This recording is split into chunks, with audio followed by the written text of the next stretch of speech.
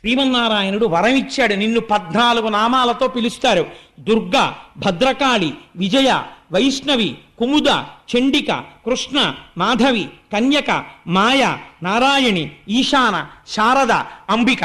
భాగవతాంతర్గతంగా ఈ 14 నామాలు ఎవరు వింటున్నారో ఆ విన్న వాళ్ళందరికీ ఏతించి చూచి చెలగుచు, అలాంటి వాళ్ళకి, నిన్ను చూసిన వాళ్ళకి, ఈ నామం విన్న వాళ్ళకి, పేరు పలికిన వాళ్ళకి దేశంలో నువ్వు ఎక్కడెక్కడున్నా నీకు రక్షించడం తప్ప ఇంకోటి తెలియదు, అలా రక్ష చేస్తావన్నావు అన్నారు.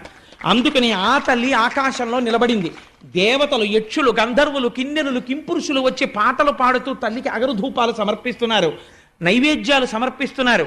ఈ తల్లి ఇవన్నీ తీసుకుని కిందనున్న కంసుడి వంక చూసి ఒక మాట అంది.